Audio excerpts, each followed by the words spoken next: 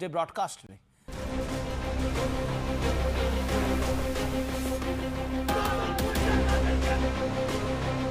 छिटपुट हिंसा की घटनाएं तो हो रही थी, लेकिन आखिरकार वो घटना हो ही गई जिसके लिए बंगाल की सियासत को ख्यात है। गोलियों से छलनी करके सुवेंदु अधिकारी के पीए चंद्रनाथ की निर्मम हत्या कर दी गई। कल रात करीब 10:15 पर चंद्रनाथ जब अपने घर मध्यम ग्राम लौट रहे थे, तब उनकी गाड़ी पर ताबड़तोड़ 14 राउंड फायरिंग की गई, जिसमें 4 गोलियों ने चंद्रनाथ को छलनी कर दिया। अब बीजेपी खुले तौर पर आरोप लगा रही है कि इस हत्या के पीछे ममता बनर्जी और अभिषेक बनर्जी का हाथ है। सुवेंदु ने हाल ही जो चुनाव हुआ, नतीजा आया, भवानीपुर में ममता बनर्जी को हराया, यही कारण हो सकता है। पॉलिटिकल वेंडेटा है, वो साधारण मर्डर नहीं है। लॉ एंड ऑर्डर सिचुएशन पश्चिम बंगाल में नहीं है। ममता बनर्जी का जो भतीजा है वो स्पष्ट रूप से एक खूनी आदमी है। अब उसने क्या किया कि एक मैसेज दिया, चंद्र कुमार रथ को हत्या करवाई उसने। ये पॉलिटिकली पोस्ट पोल वायलेंस है, इसमें अभिषेक बनर्जी और ममता बनर्जी को तुरंत गिरफ्तार करना चाहिए। खुद टीएमसी के सांसद सौगत रॉय भी कह रहे हैं कि इस हत्या का चुनावी लिंक है। मर्डर तो बहुत ही ब्रूटल मर्डर हुआ, लेकिन this is part of the post-poll violence incidents. हम तो निंदा करते हैं। उधर टीएमसी ने अपने आधिकारिक एक्स हैंडल पर लिखा, हम चंद्रनाथ रथ की निर्मम हत्या की कड़ी निंदा करते हैं। इस केस में कोर्ट की निगरानी में सीबीआई जांच होनी चाहिए। मैं निंदा करते हूँ इस घटना का। हिंसा का कोई जगह समाज में नहीं होना चाहिए। इंक्वायरी करके, इन्वेस्टिगेशन करके वो लोग को बाहर लाया जाए और उनको ऐसा सजा दिया जाए कि कोई ऐसा करने का आगे कभी सोच ना पाए। हालांकि ममता बनर्जी से मिलने कोलकाता पहुंचे अखिलेश यादव उल्टे बीजेपी पर ही सवाल खड़े कर रहे हैं। भारतीय जनता पार्टी अराजकता फैले ऐसे ही काम करती है। यहाँ पर तो ये भरोसा दिलाया था कि न जाने कितनी कंपनियां यहाँ पर रहेंगी जो चुनाव के बाद भी सुरक्षा व्यवस्था को संभालेंगी। कहीं ऐसा तो नहीं कि 15 दिन की छुट्टी दे दी गई हो उनको। नकारात्मक राजनीति कौन करता है? हत्या करके राजनीति कौन करता है? और बीजेपी पे सवाल बहुत हैं। लेकिन आज सबसे बड़ा सवाल है, क्या वाकई चंद्रनाथ रथ की हत्या के पीछे चुनावी हार की बौखलाहट है, जैसा कि बीजेपी आरोप लगा रही है? आज इसी पर होगी देश की सबसे बड़ी पॉलिटिकल डिबेट। और अब वक्त है प्रतिदिन विश्लेषण का। ये नजर डाल लेते हैं बंगाल में चुनावी रक्त चरित्र के ट्रैक रिकॉर्ड का विश्लेषण। 2021 30 मई कूच बिहार में बीजेपी कार्यकर्ता अनिल बर्मन का शव पेड़ से झूलता मिला। टीएमसी के कैडर पर हत्या करवाने का सीधा आरोप लगा। मई 2021 के अंदर एक और घटना होती है। टीएमसी जीतते ही कोलकाता में बीजेपी कार्यकर्ता अभिजीत सरकार की हत्या कर देती है। यह आरोप लगता है। टीएमसी के लोगों पर निर्मम हत्या का आरोप लगा। इसके बाद मई 2021 चुनाव परिणाम के बाद कूच बिहार में बीजेपी के माणिक मोइत्रा की हत्या की जाती है और यहां पर भी टीएमसी कैडर पर ही आरोप लगा। मई से जुलाई 2021 चुनाव नतीजों के बाद दर्जनों रेप के मामले सामने आता है। आरोप लगा कि चुनावी रंजिश में बीजेपी से जुड़े परिवारों को निशाना बनाया गया। भाइयों के सामने, पतियों के सामने उनकी घर की औरतों की आबरू लूटी गई, ये तक आरोप लगे। थूका गया मुंह पर कि तुमने भारतीय जनता पार्टी को वोट करा है। यह है रक्त रंजिश सियासत बंगाल की, और ऐसा पहली बार नहीं है। लेफ्ट के कार्यकाल में भी यही सब कुछ होता था। अब मैं बढ़ता हूं आगे। अब आता है मई 2026। बीजेपी की जीत जश्न मनाकर लौट रहे बीजेपी कार्यकर्ता जादव बोर की सीधे तौर पर हत्या होती है। कथित तौर पर टीएमसी समर्थकों ने घसीटने के बाद हथियारों और डंडों से हमला किया था। यानी पहले घसीटा और फिर डंडों से मारा। 5 मई 2026 न्यू टाउन में बीजेपी कार्यकर्ता मधु मंडल की पीट पीट कर हत्या की जाती है। टीएमसी समर्थकों पर हत्या का आरोप लगा।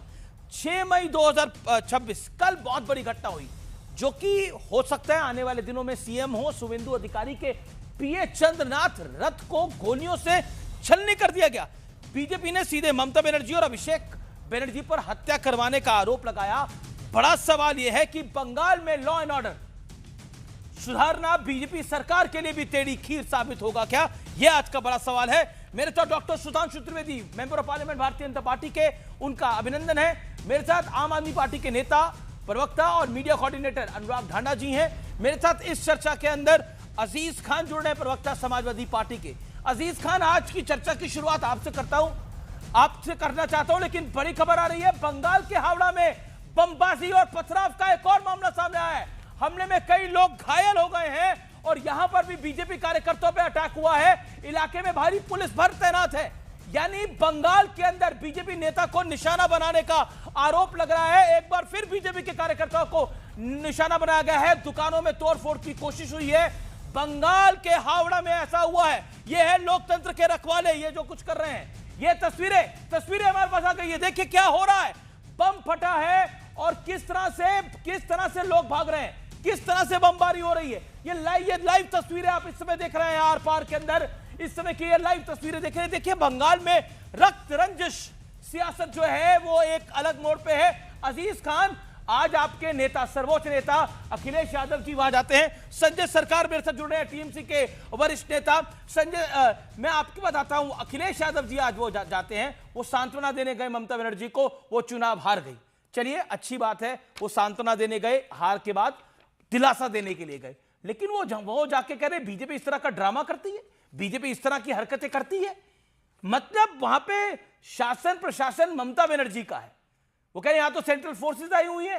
एक हो सकता है आने वाले दिनों के मुख्यमंत्री और शुभेंदु अधिकारी, उनके पीए की पॉइंट ब्लैंक पर गोली मार के हत्या कर दी गई है। क्या यह सामान्य घटना है? अजीज खान, 40 सेकंड में आपको देता हूं, क्यों बोला अखिलेश जी ने ऐसा? देखिए अमीर जी, सबसे बड़ी बात तो यह है कि यह कोई सामान्य घटना नहीं है और इस घटना को बहुत गंभीरता से लेना चाहिए। जिस तरह साजिशन, चालाकी से और जिस तरह मैं देख रहा हूं कि हत्यारे बहुत ही खूबसूरती से उन्होंने इस हत्या को अंजाम दिया। हत्यारे बहुत ही खूबसूरती से कि लगातार चेचिस नंबर गायब कर देना और तमाम तरीके की चीजें। क्या बोल रहे हैं? मेरी बात नहीं, क्या आपने बोला हत्यारे बहुत ही खूबसूरती से? क्या हत्यारे खूबसूरती से मार रहे हैं? मैं क्या कह रहा हूं आप सुनना नहीं चाहते? मैंने सुना आपको sir. You use the word हत्यारे बहुत ही खूबसूरती से। अरे सुनिए भाई, एक मिनट। हत्यारा खूबसूरत है। अरे क्या कह रहे हैं भैया आप? अमीर जी बात, कोई बात आपने बोला, क्या बात कह रहे हैं आप? क्या उसका अर्थ निकाल रहे हैं? आपने जो बोला हत्यारे बहुत ही खूबसूरती से। नहीं, मैंने नहीं, आप अर्थ का you just use the word. Okay, rewind करिए तो प्लेबैक करेंगे, रिवाइंड करेंगे, प्लेबैक करेंगे। आपने बोला हत्यारे बहुत ही खूबसूरती से। नहीं, मेरी बात सुनिए। आप नहीं, आपके नेता एक बयान दे रहे हैं, आप तो उससे भी आगे निकल रहे हैं। हत्यारे बहुत ही खूबसूरती से। नहीं, मैं जो कह, नहीं मेरी बात आप अरे बीजेपी से पॉलिटिकल आपकी रंजिश होगी, हत्यारों को भी खूबसूरत बोलेंगे। मेरी बात सुन ले। एक यंग लड़के को शुभेंदु अधिकारी के पीए को पॉइंट ब्लैंक पे गोली मारी है, खूबसूरती से गोली मारी है। That's what Samajwadi party thinks. मैं क्या कह रहा हूं? Shameful and painful. नहीं, एक मिनट, शर्मनाक और दर्दनाक। अमीश जी, आप बात नहीं करने दे रहे। अमीश जी बात नहीं करने सर, आपने बात करी, आपने बोला खूबसूरती से मारा। उन्होंने वह चालाकी से और खूबसूरती से। खूबसूरती का मतलब चालाकी से, बहुत खूबसूरती से। कब से खूबसूरती का मतलब चालाकी हो गया? ये वाकई में बहुत ही खूबसूरती का मतलब कब से चालाकी हो गया? चालाकी से उन्होंने किया इसकी। अरे मेरी बात आप नहीं करने देंगे। अब ये तरीका नहीं होता है, आप बात पकड़ेंगे। तरीका आपका नहीं है सर। मतलब आप खूबसूरती से मारा और खूबसूरती का मतलब आप चालाकी समझिए। नहीं, आप समझने नहीं चाह रहे। हम जो बात कह रहे हैं उसको दूसरा मतलब निकाल रहे हैं। हत्या क्रूर होती है, खूबसूरत नहीं होती है। बहुत ही सुनिए मेरी बात, बहुत ही निंदनीय है। जितनी इसकी निंदा की जाए कम है। उन्होंने बहुत ही होशियारी से काम किया है। इसकी पूरी तरह से उनको कड़ी सजा मिलनी चाहिए। ओके, मैं चलता हूं सुधांशु त्रिवेदी की बात। सुधांशु त्रिवेदी मांग रही है। यहां पर बोला गया बड़ी खूबसूरती के साथ ये सब कुछ हुआ। अखिलेश यादव जी गए, बीजेपी ऐसे ही काम करती है, अराजकता फैले। भरोसा दिलाया था कि यहां ना जाने कितनी कंपनियां रहेंगी जो चुनाव के बाद भी सुरक्षा को संभालेंगी। कहीं ऐसा तो नहीं है कि 15 दिन की छुट्टी में भेज दिया इन सबको? ये अखिलेश जी का बयान है और उनके प्रवक्ता का, अजीज खान का, वरिष्ठ प्रवक्ता का बयान है। खूबसूरती से मारा है और खूबसूरती का मतलब आज मुझे पता लगा चालाकी होता है। ये किस हिंदी की डिक्शनरी में है, प्लीज मुझे भेजिएगा अजीज खान साहब। देखिए, अजीज खान साहब के मुंह से जो शब्द निकला वो ये भी कह सकते थे मैं अपना शब्द वापस लेता हूं, मगर अजीज खान साहब के मुंह से जो चीज निकली वो सपा के दिल के कितने अजीज है, ये बात समझी जा सकती है। और ये बात कोई अकेले उनका नहीं है, इनकी तो अखिलेश यादव जी का ये स्टेटमेंट याद करिए, जब उत्तर प्रदेश विधानसभा में मुख्यमंत्री योगी आदित्यनाथ जी ने कहा था माफियाओं को मिट्टी में मिला देंगे, तो किस तरीके से तुरंत रिएक्ट करते हुए अखिलेश यादव जी खड़े होकर कहे थे कि आप ऐसे कैसे बोल सकते हैं। तो जो अजीज खान साहब के मुंह से निकला वो दिल की आरजू कहते कहते लबों पे आ गई, और वो दिल के इतने करीब थी कि उसे वापस करना उन्हें मुनासिब नहीं लगा। अब मैं आज की घटना पे बताना चाहता हूं। देखिए, वास्तविकता में ये है कि डंडे गुंडे और कट्टरपंथी ताकतों की धौंस के दम के ऊपर बंगाल की सत्ता चलाने वाली तृणमूल कांग्रेस इस चीज के लिए सैद्धांतिक रूप से जिम्मेदार इसलिए है, यदि उनकी सर्वोच्च नेता संविधान का रत्ती भर सम्मान न करते हुए ये कहेंगी कि मैं नहीं छोड़ूंगी, इसका अर्थ ये हो गया कि वो उन कट्टरपंथी ताकतों को ये संदेश दे रही हैं कि तुमको लड़ाई लड़नी है। अब लड़ाई लड़ने का कोई स्कोप नहीं रह गया, क्योंकि जनता के जनाधार खो चुकने के बाद अब चुनावी बिसात पे वो बुरी तरीके से हार गए हैं। तो अब अपने हाथ में यह हथियार लेकर इस प्रकार का कार्य करना यह दर्शाता है कि लोकतंत्र पश्चिम बंगाल में ध्वस्त था। और यह मैं नहीं कह रहा हूं, कांग्रेस के अध्यक्ष अधीर रंजन चौधरी बोले थे, there is no democracy in West Bengal. और किसी का भी मर्डर सरेआम हो सकता था, वो आज सामने दिखाई पड़ रहा है। और मैं करोड़ों देशवासियों से कहता हूं, आप कल्पना करिए कि अगर कहीं तृणमूल की सरकार आ गई होती तो इन लोगों ने कितनी खून की नदियां बहा दी होती, और उसके बाद उसको रिपोर्ट भी नहीं होने दिया होता, क्योंकि 2021 में कलकत्ता हाईकोर्ट ने कहा था more than 60% cases were not reported. Rape तो इसलिए जो हो रहा है, एक ही लाइन महिलाओं के साथ रेप हुए थे कि किसके रहने घर की औरतों के घर के मर्दों के सामने रेप किए गए थे। इंडी गठबंधन की वजह से संविधान खतरे में, क्योंकि संविधान को जेब में रखते हैं। ओके, यही है संविधान की रक्षा। जब इंडिया अलायंस कभी सरकार में आएगा तो इसी तरह की संविधान की रक्षा करेगा संजय सरकार। एक अजीज खान, आप अपनी बात को रखिए। आपको तो खूबसूरत लग रहा था ये मर्डर, बड़ा और खूबसूरत का अर्थ चालाकी है। देखिए अमीश जी, आप देखिए अमीश जी, आप बात का बतंगड़ बना रहे हैं, आप बेकार में इसको दूसरी तरफ डाइवर्ट कर रहे हैं। मैंने ये कहा, और जो बात मैं फिर वही रिपीट कर रहा हूं, दूसरी तरफ डाइवर्ट कर रहे हैं। सर, एक व्यक्ति की निर्मम हत्या हुई है, आप उसे खूबसूरत कह रहे हैं, मैं बात को डाइवर्ट कर रहा हूं। कमाल का लॉजिक है सर आपका।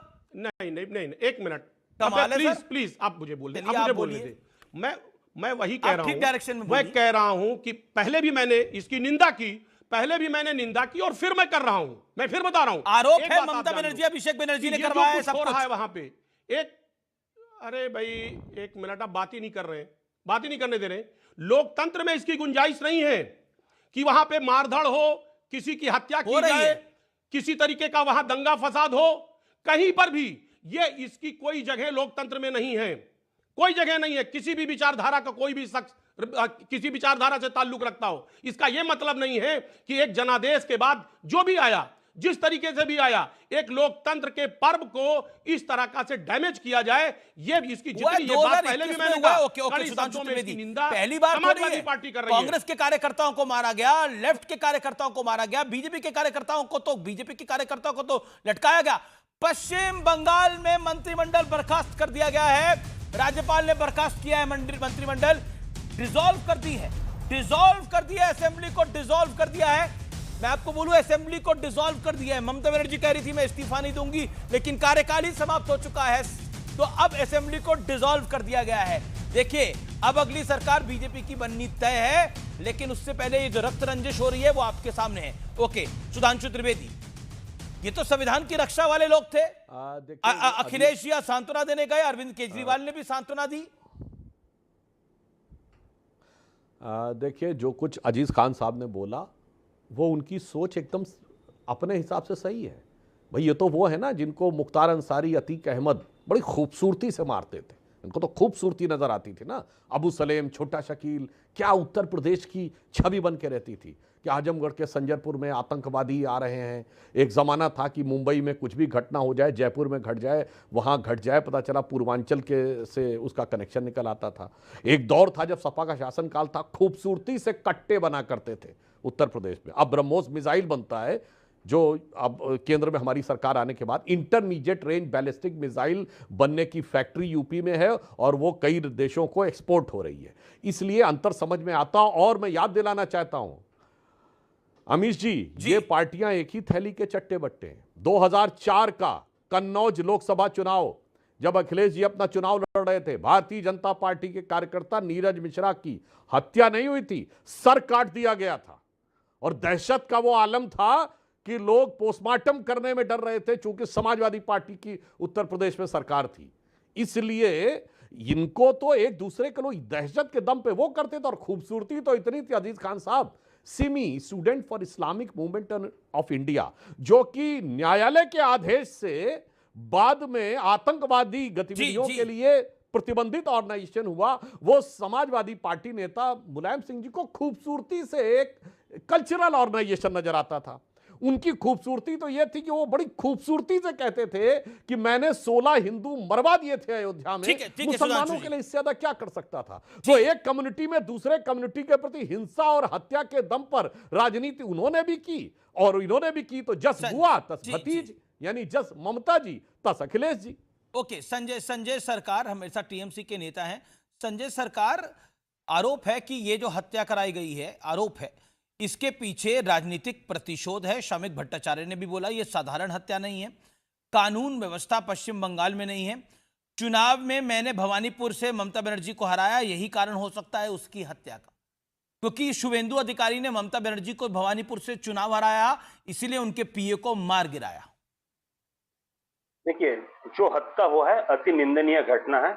इसको मतलब जो हम लोग चाहते हैं, जो आरोपी है आरोपी को पकड़ लिया जाए, इन्वेस्टिगेशन करके जितना जल्दी से जल्दी उसको फांसी में झुलाया जाए। मैं आपको कहना चाहता हूँ ये अति निंदनीय घटना, किसी को माँ का गोद खाली होता है, ये बहुत बड़े गलत बात होता है। अमित जी, ये और एक चीज आपको तस्वीर में दिखाएंगे, आप सब देखिए। अमित जी देखिए किस तरफ से आबिर को किस तरफ से इसमें मारा गया है।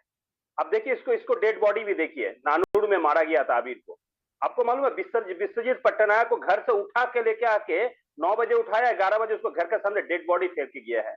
किस तरह से हजारों घर तोड़ा गया है, ये आपको शायद आपको देखने से मालूम पड़ेंगे। हम आपको बार बार एक चीज दिखाते हैं, जिस तरह से भारतीय जनता पार्टी चुनाव आज जीतने के बाद में, चुनाव तो जीते नहीं, लोकतांत्रिक प्रक्रिया में जीते नहीं है, लूटतंत्र प्रक्रिया में जीते हैं लोग। अगर लूटतंत्र प्रक्रिया में जीतने के बाद में आज ये बहुत बड़े दावा कर रहे हैं। ठीक है, चलिए आप जीते हैं, जो जीता वो सिकंदर होता है।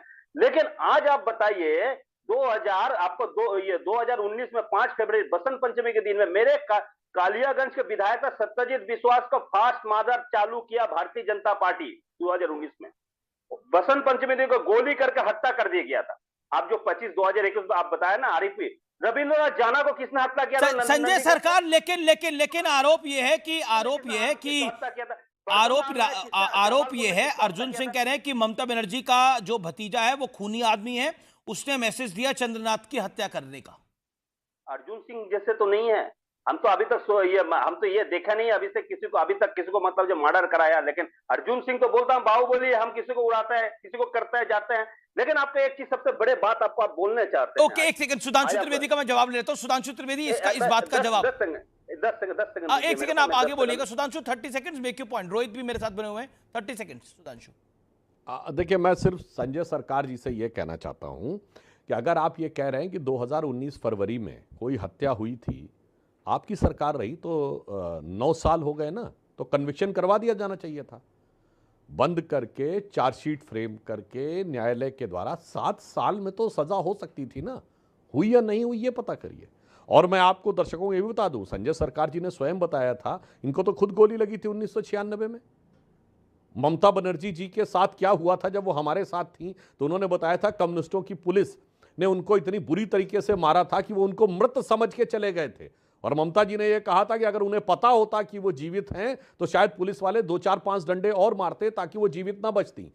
उन लोगों ने जब ऐसी हिंसा देखी, और दुख की बात है जब सत्ता में आए तो उन्हीं सारे हिंसक तत्वों को, आपराधिक तत्वों को और जो आतंकवाद की हद तक जाने वाले तत्व थे उनको अपने साथ ले लिया।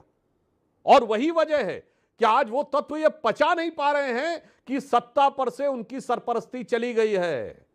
अब उनको छाया देने वाली सत्ता नहीं है पश्चिम बंगाल में, अब उनको दंड देने वाली सत्ता आ गई है। तो शायद उन्हें लगता हो कि इससे पहले कि नई गवर्नमेंट टेक ओवर करे, उनको जितनी हिंसा और आतंक करना हो वो सारी की सारी चीजें करने का वो प्रयास कर रहे हो। इस संभावना से इनकार नहीं किया।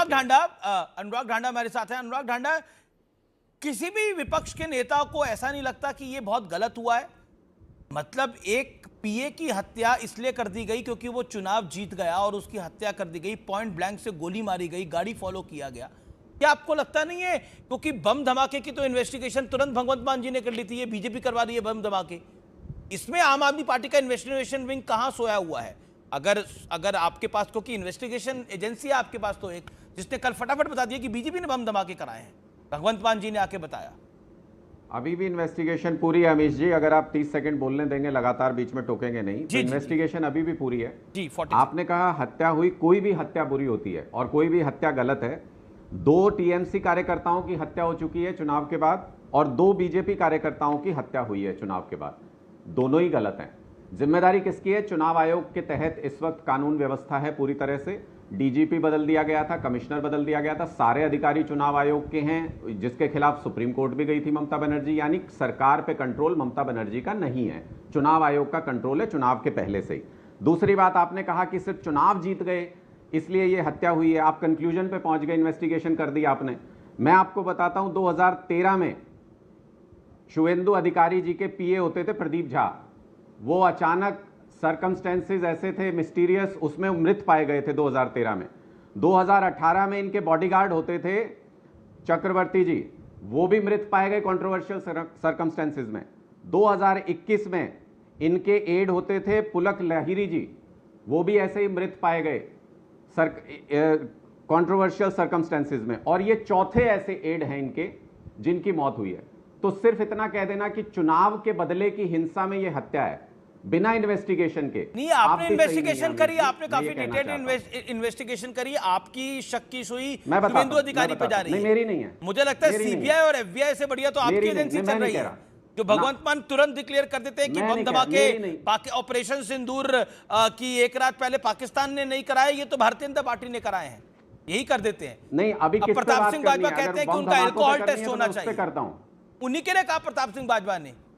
वो तो मोदी जी, प्रताप सिंह बाजवा और अमित शाह जी का भी ड्रग टेस्ट होना चाहिए, उसके बाद हम भी करा लेंगे जो टेस्ट आप कहोगे। अमित जी, आप बता देना जो टेस्ट कहोगे वही करा देंगे। प्रताप सिंह बाजवा ने तो बोला अल्कोहल टेस्ट होना चाहिए। ओके, सुधांशु त्रिवेदी 30 सेकंड रहा हूं, प्रताप सिंह बाजवा जी, मोदी जी और अमित शाह जी तीनों अपना ड्रग टेस्ट करवा के मोदी जी और अमित शाह ने तो आपको बोला नहीं, अगले दिन आप जो टेस्ट कहोगे हम करा देंगे। भाई प्रताप सिंह बाजवा वो कह रहे हैं वो पदार्थ ऐसा लेते हैं, बोलिए। देखिए, मेरा यहाँ पे ये मानना है हमेश जी, आपने अपने इस कार्यक्रम में शायद अपने दर्शकों के साथ थोड़ा अन्याय कर दिया है। आज आपने किन किन पार्टियों को बुलाया है? तृणमूल कांग्रेस, जिसकी तो ऐसी ख्याति ऑब्लिक कुख्याति हो चुकी है लॉ एंड ऑर्डर को लेके। दूसरी समाजवादी पार्टी, जिसके लिए हम नहीं कह रहे हैं, एक दौर में उत्तर प्रदेश में नारा लगा था, चढ़ गुंडन की छाती पर मोहर लगाओ हाथी पर। ये हमारा नहीं, ये मायावती जी का, यानी इनकी बुआ जी का नारा था। दूसरा, आपने आम आदमी पार्टी को बुलाया है, जिसने आने के साथ ही हत्याओं का वो सिलसिला शुरू हो गया था सिद्धू मूसेवाला के मर्डर के बाद से, और अभी अभी स्थिति ये है कि वहां धमाका होता है और डीजीपी पंजाब यादव जी कहते हैं कि इसमें आईएसआई का हाथ है और मुख्यमंत्री कहते हैं बीजेपी का हाथ है। तो इन तीनों पार्टियों ने जिस ढंग से आग का खेल खेला अपने राज्य में, और वही आकर आज लॉ एंड ऑर्डर के मुद्दे पे भाषण दे, तो मुझे लगता है जैसे मुलजिम को ही मुंसिफ बना के बैठा दिया गया हो। तो मैं इन तीनों पार्टियों के लिए, और विशेषकर आम आदमी पार्टी अभी भी सत्ता में, उसके लिए मैं कहना चाहता हूं, ढांडा साहब सुनिए, मैं आपसे ये कहना चाहता हूं कि कागज का है लिबास, चिरागों का शहर है। कागज का है लिबास, चिरागों का शहर है, चलना संभल संभल के चूंकि तुम नशे में हो। जी, जवाब अनुराग ढांडा, आपकी बारी है, then I will go to Rohit. Amish ji, मैं इसका जवाब, एक इन्होंने कहा कि हमारी सरकार आने के बाद कोई हत्या हुई, तो इनको ये पता होना चाहिए कि जो उस हत्या के लिए जिसके ऊपर उंगलियां उठ रही हैं, उसको दामाद बिठा के इन्होंने गुजरात की जेल में बिठाया हुआ है उसको, और उस गैंगस्टर को ये वहां से निकालने नहीं देते। कानून बना रखा है इन्होंने, ऑर्डर पास कर रखा है सेंट्रल गवर्नमेंट ने कि वो गैंगस्टर कहीं भी किसी स्टेट में प्रोडक्शन वारंट पे नहीं ले जाया जा सकता। गुजरात में उसको सेफ्टी नेट दिया हुआ है इन्होंने अपनी जेल के अंदर बिठा के। सुधांशु जी क्लियर कट बताइए, लॉरेंस बिश्नोई को गुजरात की जेल में क्यों बिठा रखा आपने? वहां से बाहर उसको कोई स्टेट क्यों नहीं ले जा सकता इन्वेस्टिगेशन के लिए? आज क्लियर करके जाइएगा, वरना जिम्मेदारी लीजिएगा। जो हत्याएं वो गैंग कराता है उसकी जिम्मेदारी बीजेपी ले अभी के अभी। आज क्लियर करके जाइएगा यहां पे। हाँ, मैं जवाब देना चाहता हूं। एक बात तो बहुत साफ हो गई कि अनुराग ढांडा जी के पास कोई जवाब नहीं था बीएसएफ के धमाके से लेकर इनके पुलिस कार्य अधीक्षक कार्यालय पे होने वाले हमलों से लेकर तो आपने पूछा ही नहीं, आपने हत्या की बात की थी। पहली बात धन्यवाद सुनिए, तो आपने उस सवाल का जवाब नहीं था। कहिए ना कि मेरा मुख्यमंत्री नशे में कुछ भी बोल देगा, मेरा डीजीपी कुछ और बोलेगा, ऐसा बेहतरीन। आपके प्रधानमंत्री नशे में रहते होंगे, आपके गृह मंत्री नशे में रहते होंगे। क्या बोल रहे हैं अनुराग ढांडा? नशे में रहते होंगे। अनुराग ढांडा क्या बोल रहे हैं आप? ये क्या बोल रहे हैं? ये क्या बोल रहे हैं? ये क्यों बोल रहे हैं? मैं नहीं बोल रहा हूं, प्रताप सिंह बाजवा बोल रहे हैं उनका अल्कोहल टेस्ट होना चाहिए। संसद भवन में भी उन पे आरोप अभी आपने बोला, क्या बोल रहे हो मेरे भाई? अभी आपने बोला कुछ भी आए प्रताप सिंह बाजवा ने नहीं बोला। आपको प्रताप सिंह बाजवा मांग रहे हैं टेस्ट, और अमीश जी आप चुपचाप सुन अरे रहे हैं। अरे क्या मैं चुपचाप सुन रहा हूं? प्रताप सिंह बाजवा मान रहे हैं संसद भवन में सब कुछ हो सकता है। आपको पता नहीं है? आपको पता नहीं है क्या मामला है? हिम्मत कैसे हुई इनकी बोलने की? हिम्मत कैसे हुई इनकी बोलने की? आप चुपचाप सुन रहे थे अमीश देवगन जी। अरे भाई भगवंत मान के लिए प्रताप सिंह बाजवा कह रहा है, दूसरे व्यक्ति भगवंत मान के लिए प्रताप सिंह बाजवा कह रहा है, सुधांशु त्रिवेदी राजा वारिंग कह रहा है, मजीठिया कह रहा है, एक आदमी नहीं कह रहा है। एक मिनट के शो पे कहा अमीश जी, अभी सुधांशु जी ने आपके शो पे कहा। अमीश जी सुनिए, सुधांशु जी सुनिए, अनुराग जी सुनिए। अरे सुनो मेरे भाई, फड़फड़ाओ नहीं, बात सुनो। अनुराग ढांडा जी मैं चैलेंज करके कहता हूं, रिवाइंड करके देखिएगा, मैंने सिर्फ कहा वो नशे में है। इसका ना मैंने ये बोला ताकत का नशा या सत्ता का नशा या शराब का नशा। आपने साबित कर दिया ये वही नशा है जो प्रताप सिंह बाजवा ने कहा था। चैलेंज करता हूं, मैंने सिर्फ नशे में बोला था। नशा ताकत का भी हो सकता था, नशा सत्ता का भी हो सकता था, मगर इसे कहते हैं चोर की दाढ़ी में तिनका। इसे कहते हैं चोर की दाढ़ी में तिनका। धन्यवाद आपको कि आपने नशे का वो अर्थ निकाल लिया जो अर्थ आरोप आप पे मुख्य विपक्षी दल पंजाब ने लगाया था। धन्यवाद। ओके, अनुराग ढांडा देखिए, किसी ने यहाँ पर नहीं बोला ताकत का। सही कह रहे हैं सुधांशु जी, ताकत का नशा भी हो सकता है, सत्ता का नशा भी हो सकता है। अब आप इसको शराब वाला नशा क्यों समझ रहे हैं? मैंने भी नशा ही कहा था भाई। मैंने कौन सा ये शराब वाला नशा क्यों समझ रहे हैं? कोई ड्रग्स लेते हैं या शराब पीते हैं? मैंने कब कहा? आप कह रहे हैं, आपने तो ड्रग्स वाली बात बोली, आपने तो ड्रग्स वाली एक बार नहीं 3 बारी बात बोली। ऐसा कोई तथ्य है कि आपके पास कोई ऐसा तथ्य है गृह मंत्री और प्रधानमंत्री के बारे में? नहीं। पॉइंट नंबर 1, एक सेकंड अनुराग ढांडा, इत्मीनान से आपके पास कोई तथ्य है? भाई मैं तो नेताओं के बयान बता रहा हूँ, अल्कोहल टेस्ट के बयान। मैं कौन होता हूँ बोलने वाला? देखियो, भगवंत मान एक राज्य के मुख्यमंत्री हैं, उनके लिए प्रताप सिंह बाजवा जी कह रहे हैं, उनके लिए राजा वारिंग कह रहे हैं, उनके लिए मजीठिया कह रहे हैं। अब ये सब आरोप लगा रहे हैं। अब वो कह रहे हैं कि पूरी विधानसभा का। प्रताप सिंह बाजवा कहते हैं कि सर हाउस में ऐसा नहीं होना चाहिए, ये हाउस के दरवाजे बंद कर दिए जाए और अल्कोहल टेस्ट हो। मैंने कहीं नहीं देखा, विरोधियों की सरकारें भी देखी, पक्ष की सरकारें भी देखी, लेकिन ऐसा कहीं नहीं देखा कि मुख्यमंत्री का टेस्ट हो। अगर किसी ने देखा हो तो वो जरूर हाथ खड़ा करे।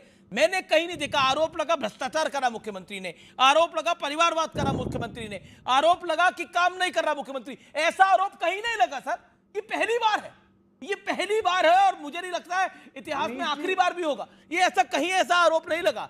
अनुराग भाई आप नाराज ना होए। ओके, रोहित सिंह लगातार वेट कर रहे हैं। मैं आता हूं आपके पास। नाराज नहीं हूं आप? ओके, बिल्कुल नाराज नहीं हूं। हाँ, आप पूछ लीजिए। ओके रोहित काफी देर से वेट कर रहे हैं। Rohit, straight point is this कि क्या आपको लगता है कि बंगाल की रक्त रंजिश राजनीति और पंजाब के अंदर बम धमाके हुए और बोला बीजेपी ने धमाके करा दिए, ये कौन सी जांच एजेंसी थी? ऐसा है कि बड़ा गंभीर विषय है, थोड़ा बोलने दीजिएगा। तोका तोकी में कभी कभी गड़बड़ा जाता है। पश्चिम बंगाल में नेता विपक्ष जो अब तक रहे, जिनके नेतृत्व में भारतीय जनता पार्टी ने अच्छा प्रदर्शन पश्चिम बंगाल में किया, आदरणीय शुवेंदु अधिकारी जी, उनके निजी सहायक की जो नृशंस हत्या हुई है, इसमें सीधा सीधी अफगानिस्तानी, इंडोनेशियन, तालिबानी मुसलमान कॉन्फ्रेंस की अध्यक्षा ममता बानो के भतीजा राजकुमार अभिषेक बनर्जी का हाथ है।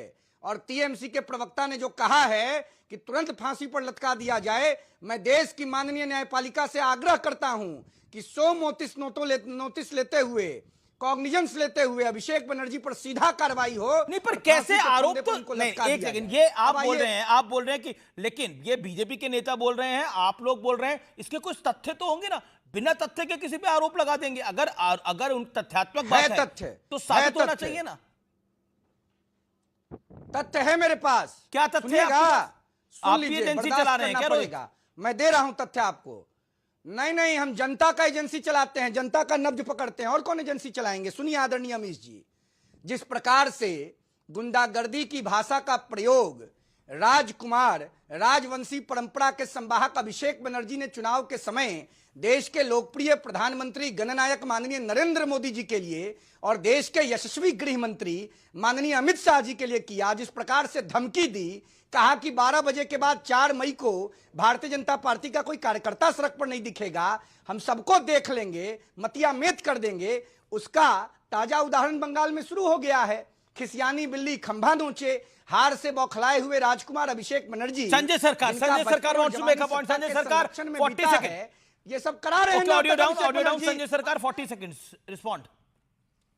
मैं आपको बताना चाहता हूं, अमित शाह क्या बयान दिया था, उल्टा झूला के पीटा जाएंगे, मारा जाएगा गुंडों 2000 नहीं, तृणमूल कार्यकर्ता, तृणमूल कोई गुंडा होता है, कार्यकर्ता होता है, तृणमूल में कोई गुंडा नहीं आता, वो क्रांतिकारी कार्यकर्ता होता है।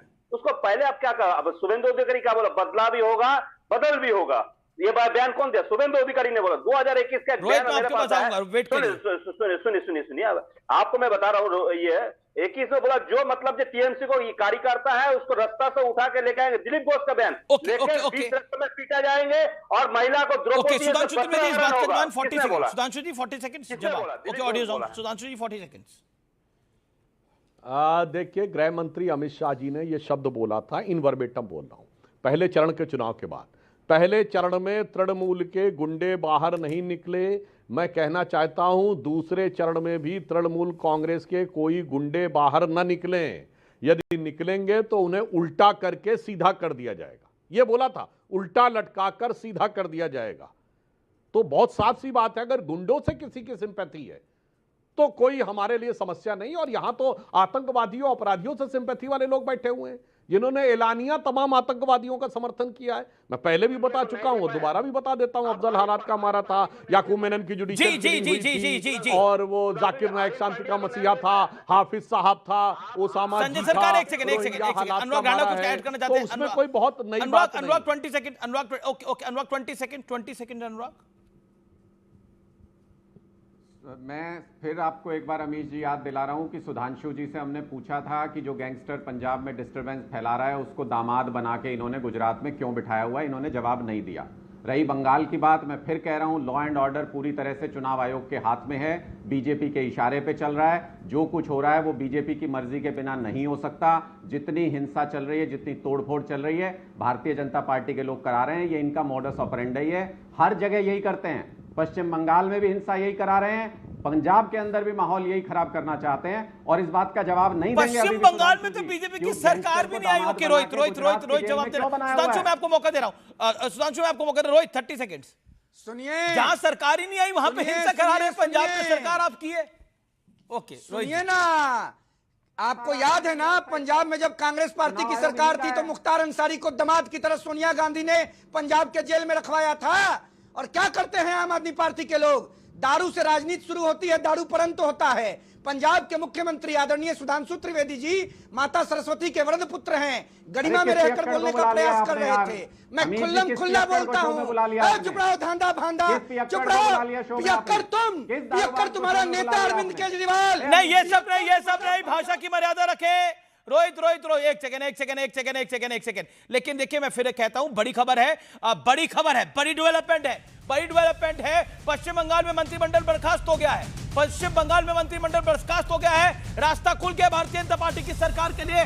राज्यपाल ने मंत्रिमंडल को बर्खास्त कर दिया है। अनुराग ढांगा, मेरा आपसे सवाल है, ममता बनर्जी कह रही थी मैं इस्तीफा नहीं दूंगी, इस्तीफा तो देना पड़ा, इस्तीफा मतलब मंत्रिमंडल तो बर्खास्त हो गया, हाउस डिसॉल्व हो गया, विधानसभा डिसॉल्व हो गई। देखिए किसी ये नाटक क्यों अमित था? जी, ये आपको भी पता है, मुझे भी पता है, ये आपको भी पता है, मुझे भी पता है, किसी कानूनी प्रक्रिया में इस्तीफा देना या नहीं देना बाधक नहीं है। वो उनका मॉरल ग्राउंड था कि वो उसको हार नहीं मानती, धोखे से हुआ चुनाव मानती है, इसलिए उन्होंने मॉरल ग्राउंड पे इस्तीफा देने से मना कर दिया। अच्छा, वहां पे शादियों में सेलिब्रेशन देखने को मिल रहा है, वहां पब्लिक सेलिब्रेट कर रही है, धोखा हो रहा है। सुधांशु दी, 20 सेकंड्स, मेक योर पॉइंट। देखिए, मैं बिल्कुल स्पष्ट करना चाहता हूं, पश्चिम बंगाल में इस समय जो हो रहा है, सिर्फ भारतीय जनता पार्टी के झंडे लगा के लोग नहीं निकल रहे हैं। आपने दर्जनों ऐसे वीडियो देखे होंगे जहां भारत का झंडा और भगवा ध्वज लगा के लोग चल रहे हैं। यानी वहां जो परिवर्तन हुआ है वो कोई राजनीतिक सत्ता या पार्टी की हार या जीत नहीं हुई है, एक उस प्रकार का उत्सव है जैसे आतंक और भय के वातावरण से मुक्ति मिली हो और हिंदुओं को अपमानित करने और उसका मजाक जी, मुझे रुकना पड़ेगा। टक्कर में एक ब्रेक के लिए रुकेंगे। ब्रेक के उस पार एक ब्रेकिंग स्टोरी है, बड़ी खबर है।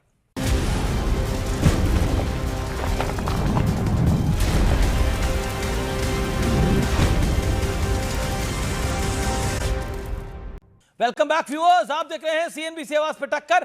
बड़ी खबर इस समय की यही है कि इस समय बंगाल की विधानसभा को डिसॉल्व कर दिया गया है। मंत्रिमंडल ममता बनर्जी समेत बर्खास्त हो गया है। सीएनबीसी आवाज के टक्कर में रात 9 बजे की यही समय की बड़ी स्टोरी है।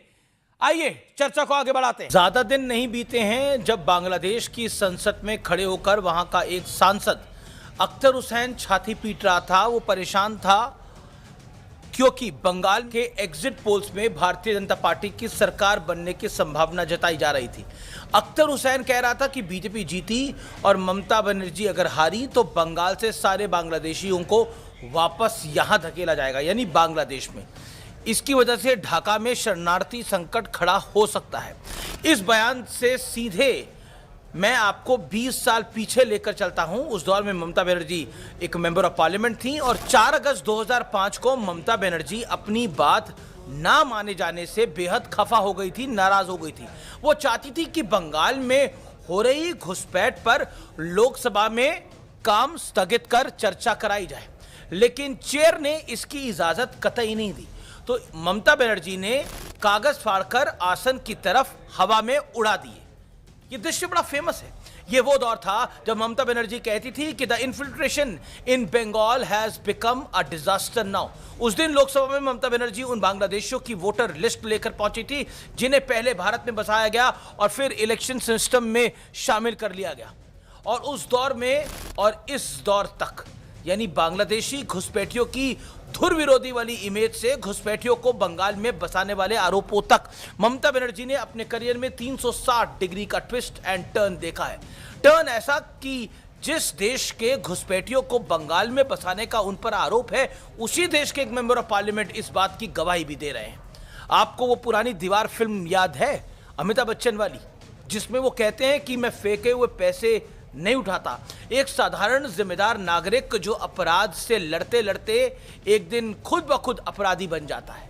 दीदी के करियर ग्राफ को देखकर इतना ही कंट्रास्ट दिखाई देता है जितना कंट्रास्ट दीवार फिल्म में अमिताभ बच्चन के कैरेक्टर में देखने को मिला था। यह कंट्रास्ट इतना ब्राइट है कि ममता बनर्जी के चुनाव में हारने के बावजूद भी बांग्लादेश में उनकी फैन फॉलोइंग, उनकी लोकप्रियता कम होने की बजाय और बढ़ गई है, क्योंकि बांग्लादेश के कट्टरपंथी संगठन जमात के नेता महमूद नरूल हुदा ने ममता बनर्जी से अपील की है कि वो इस्तीफा ना दें, दिल्ली के साथ युद्ध छेड़ दें। सोचिए क्या कुछ हो रहा है, और भारत से बगावत कर लें, बंगाल को स्वतंत्र राज्य घोषित कर दें। नरूल हुदा ने वादा किया है कि अगर ममता बनर्जी ऐसा कर देती हैं, बांग्लादेश के 17 करोड़ लोग उनके साथ खड़े हो जाएंगे। अपने साथ खड़े हो जाओ पहले, फिर हमारे पश्चिम बंगाल के साथ खड़े होना।